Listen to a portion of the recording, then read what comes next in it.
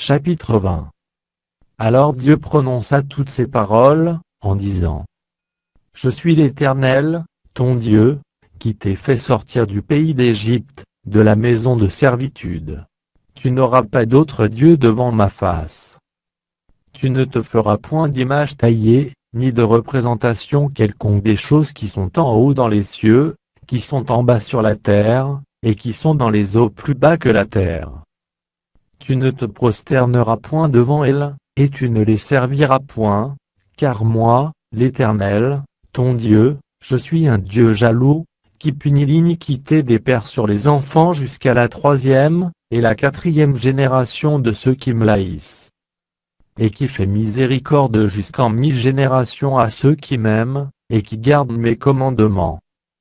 Tu ne prendras point le nom de l'Éternel, ton Dieu, en vain, car l'Éternel ne laissera point impuni celui qui prendra son nom en vain. Souviens-toi du jour du repos, pour le sanctifier.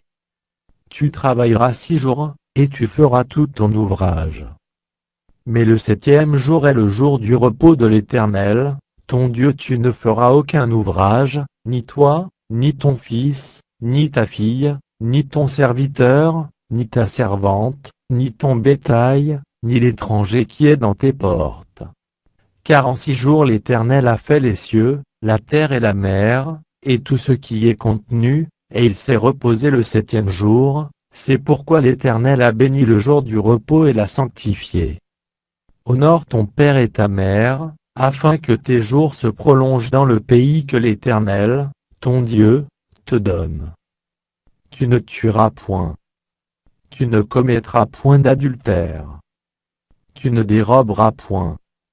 Tu ne porteras point de faux témoignages contre ton prochain.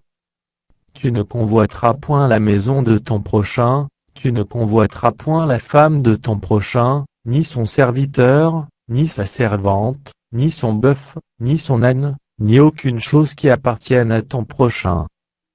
Tout le peuple entendait les tonnerres et le son de la trompette, il voyait les flammes de la montagne fumante. À ce spectacle, le peuple tremblait, et se tenait dans l'éloignement. Ils dirent à Moïse: Parle-nous toi-même, et nous écouterons, mais que Dieu ne nous parle point, de peur que nous ne mourions. Moïse dit au peuple: Ne vous effrayez pas. Car c'est pour vous mettre à l'épreuve que Dieu est venu, et c'est pour que vous ayez sa crainte devant les yeux, afin que vous ne péchiez point. Le peuple restait dans l'éloignement, mais Moïse s'approcha de la nuée où était Dieu.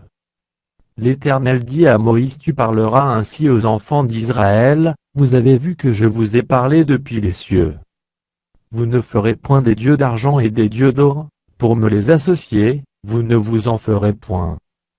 Tu m'élèveras un autel de terre, sur lequel tu offriras tes holocaustes et tes sacrifices d'action de grâce, tes brebis et tes bœufs. Partout où je rappellerai mon nom, je viendrai à toi, et je te bénirai. Si tu m'élèves un autel de pierre, tu ne le bâtiras point en pierre taillée, car en passant ton ciseau sur la pierre, tu la profanerais.